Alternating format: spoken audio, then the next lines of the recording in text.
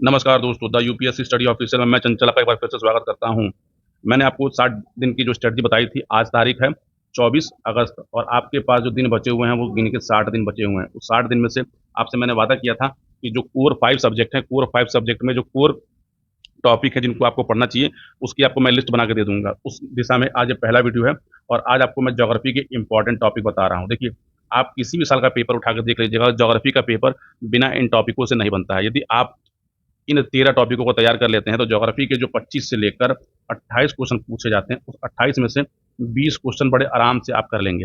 पहली बात तो ये है कि यूपी पीसीएस के पेपर में ज्योग्राफी के कॉन्सेप्चुअल क्वेश्चन नहीं पूछे जाते। अगर पूछे भी जाते हैं तो मैक्सिमम 2 या 3 क्वेश्चन पूछे जाते हैं, लेकिन उन 2 या 3 क्वेश्चनों के चक्कर में आप बाकी के क्वेश्चन तैयार नहीं करते। देखिए, कॉन्सेप्चुअल जो क्वेश्चन पूछे जाते हैं तो आप समझिए उसका 2 ट्रेंड है, या तो सब लोग कर लेंगे या कोई नहीं कर पाएगा। ठीक, देखिए जो सब लोग कर लेते हैं, ठीक, वो क्वेश्चन अगर आप गलत करके आएँगे पेपर में, तो आप पीटी की परीक्षा से बाहर हो जाएँगे। मैं बहुत जल्द वर्ष 2023 वर्ष 2022 का पूरा पेपर आपको दिखाऊँगा कि उसमें से कौन-कौन से ऐसे क्वेश्चन थे जिनको गलत करके आप पीटी परीक्षा से बाहर हो रहे थे। जो लोग चैनल पे पहली बार आए हैं, चैनल को लाइक, सब्सक्राइब, शेयर ज़रूर कर लें। ये चैनल यूपी पीसीएस की परीक्षाओं के लिए डेडिकेटेड है और मैं आपको यूपी पीसीएस में कैसे पढ़ना होता है, क्या पढ़ना होता है, ये बताने का प्रयास करता हूँ। देखिए, मेरे अपने निजी अनुभव हैं और मुझे ठीक-ठाक अनुभव है इन परीक्षाओं का, तो मैं आपको बता रहा हूँ। सुनना ना सुनना आपका काम है, मुश्किल से 15 मिनट का वीडियो होगा, सुन लीजिएगा, आपके बहुत काम आएगा। तो देखिए, यूपी पीसीएस में मैंने फिर से बोला जो ज्योग्राफी, देखिए ये वीडियो चाहे आरओ की परीक्षा के लिए हो, चाहे यूपी पीसीएस प्री परीक्षा हो, चाहे आप 24 का पेपर दे रहे हो, चाहे 25 का पेपर दे रहे हो, दोनों के लिए काम का है। तो देखिए, आपसे जो क्वेश्चन पूछे जाते हैं, आप कोई भी सा का पेपर उठा के देखिएगा, तो महासागरीय जलधाराएँ, ये यूपी पीसीएस का एक फेवरेट टॉपिक है। आप देखिएगा, अब देखिए जलधाराएँ 2 टाइप की हैं, तो जलधाराएँ देखिए, एक ठंडी जलधारा, एक गर्म जलधारा। तो आयोग आपसे क्या पूछता है कि निम्नलिखित में से कौन सी जलधारा गर्म है या कौन सी ठंडी है? या फिर किसी जलधारा का नाम देगा और पूछेगा इसकी उत्पत्ति कहाँ पर होती है। तो ये आयोग का एक फेवरेट टॉपिक है पेपर बनाने के लिए, इसलिए इसको तैयार ज़रूर कर लीजिएगा। अधिकतम अगर आपने 2 घंटे दिया तो ये टॉपिक तैयार हो जाएगा और इसको जितनी बार हो सके उतनी बार रिवाइज़ कर लीजिएगा। मैं आपको सबसे आसान तरीका बता रहा हूँ कि आप एक काम करिए, देखिए जितने भी गर्म जलधाराएँ हैं, उसको याद कर लीजिए। अगर आपने गर्म जलधाराएँ याद कर लीं, तो जो बाकी जो बची जलधाराएँ हैं, वो सब ठंडी जलधाराएँ हैं।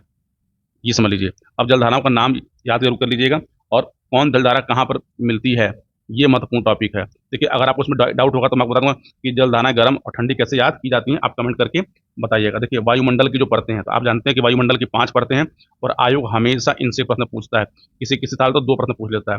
आप जानते हैं कि क्षोभमंडल, आयनमंडल, मध्यमंडल, बहिर्मंडल, इनसे भी प्रश्न पूछे जाते हैं। इसलिए ये भी एक महत्वपूर्ण टॉपिक है। देखिए, भारत का परिचय मैं जब बोल रहा हूँ तो भारत का अक्षांशीय विस्तार, भारत का देशांतरीय विस्तार, भारत के पड़ोसी देश और भारत की जो राज्य की सीमाएँ हैं, कर्क रेखा है, ये सब रेखाएँ कहाँ से गुजरती हैं, इस टॉपिक को तैयार कर लीजिएगा। हमेशा आयोग इससे एक क्वेश्चन पूछता ही पूछता है। अगला देखिए महत्वपूर्ण टॉपिक आयोग का नदियाँ और सहायक नदियाँ। देखिए, ये थोड़ा-सा टॉपिक बड़ा है। इसको तैयार करने के लिए आपको कम से कम 6 से 8 घंटे देने होंगे और देखिए छोटे-छोटे पन्ने पे नोट ज़रूर कर लीजिएगा।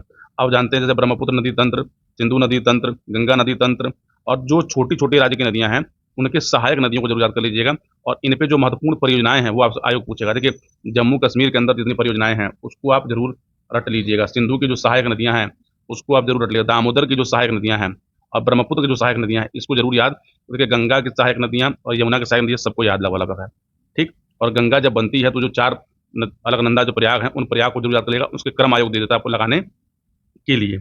अब देखिए, अगला हमारा क्वेश्चन है महाद्वीप। तो देखिए, महाद्वीप आपके पास टोटल 7 महाद्वीप हैं।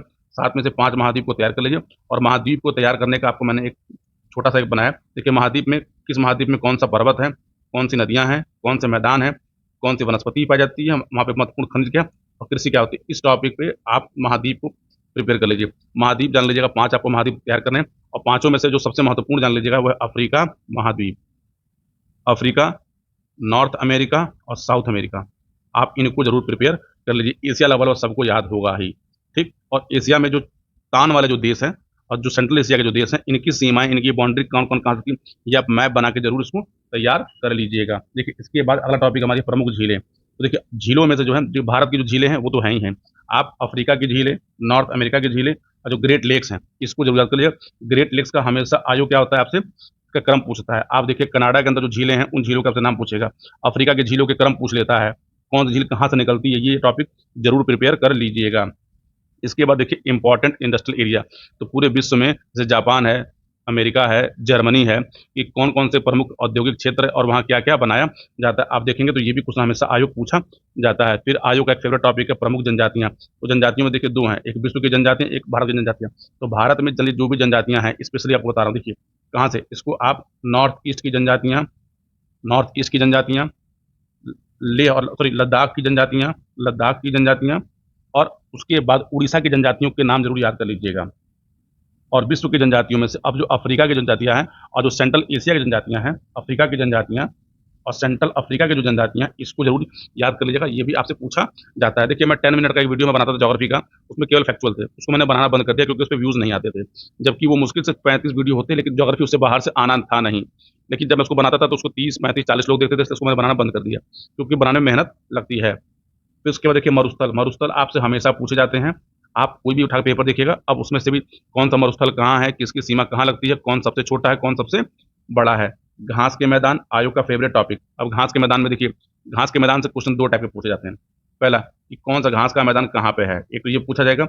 दूसरा पूछा जाता है कि कौन-सा घास का मैदान किस टाइप का है, ठीक? मतलब शीतोष्ण है कि उष्णकटिबंधीय है, ये ध्यान करके याद ज़रूर कर लीजिएगा। उसके बाद देखिए प्रमुख खनिज उत्पादक जो देश हैं, जैसे हीरा सबसे अधिक कहाँ होता है, सोना सबसे अधिक कहाँ होता है, कोयला सबसे अधिक, ये एक पन्ने की लिस्ट बना लीजिए, ज्योग्राफी इसके बाहर नहीं है।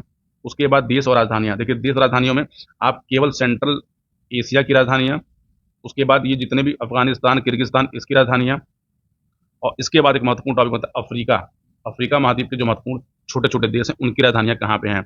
अगर आप इन 12 टॉपिकों को कर लेते हैं, तो मैं विश्वास दिलाता हूँ कि 25 से 26 क्वेश्चन जो ज्योग्राफी के पूछे जाते हैं, उसमें से 20 आप सही कर ले जाएँगे। 25 में से 20 का परसेंटेज निकाल लीजिए और आपने कितने सही क्वेश्चन कर दिए। जो लोग कल जैसे मैंने कहा था कि 100 का टारगेट देखिए, तो कुछ लोग उसके अंदर अपना दाँत दिखा रहे थे, हलवा है क्या है? मत करिए भाई, आपको बिलीव नहीं है तो आप एक काम करिए, आप 80-85 करके आइए। 90 करके देखिए, 90 पे आप जब भी रहेंगे, तो हमेशा तलवार लटकती रहेगी कि पता नहीं हम प्री पास हो रहे हैं कि प्री फेल हो रहे हैं। तो ये आपके ऊपर, मैं फिर से बोल रहा हूँ कि यदि आपको पीसीएस की प्री परीक्षा पास करनी है, तो आप 100 प्लस का टारगेट लेके चलिए। तब तो आप जान लीजिए पीटी में श्योर हो सकते हैं। बाकी मर्ज़ी आपकी है, जीवन आपका है, जीना आपको है, पेपर आपको देना है। मेरा काम आपको गाइड करना है। मैं अपने अनुभव से आपको गाइड कर रहा हूँ। दूसरी महत्वपूर्ण बात, आप एक काम और करिए कि देखिए, जो वर्ल्ड का मैप है, तो वर्ल्ड के मैप को आप ज़रूर देखा करिए। वर्ल्ड का एक मैप जो आता है राजनीतिक वाला और एक आता है भौगोलिक वाला, फिर प्राकृतिक, इसको ले लीजिए।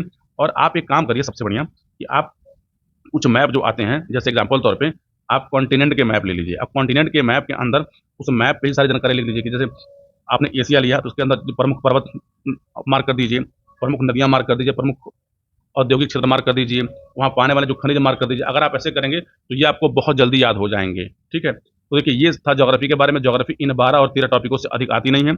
मैप ज़रूर देखिए। अब आपको जिस सोर्स से तैयार करना हो, आप उस सोर्स से तैयार कर लीजिए।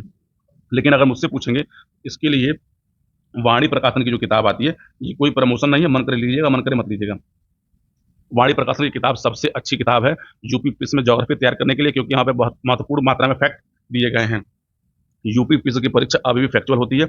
मैंने अभी एक जो 18 अगस्त को जो पेपर हुआ है एग्रीकल्चर वाला, उसका मैंने वीडियो बनाया है। जो लोग कमेंट करते हैं कि सर पीवाईक्यू से क्वेश्चन नहीं आते, उस वीडियो को ज़रूर देख लीजिएगा और आप खुद बताइएगा कि उसमें कितने क्वेश्चन पीवाईक्यू से आए हैं या कितने नहीं आए हैं। तो चलिए जल्द ही मिलते हैं अगले वीडियो में। पूरा वीडियो देखने के लिए बहुत-बहुत धन्यवाद। आप थे मेरे यानी चंचल के साथ।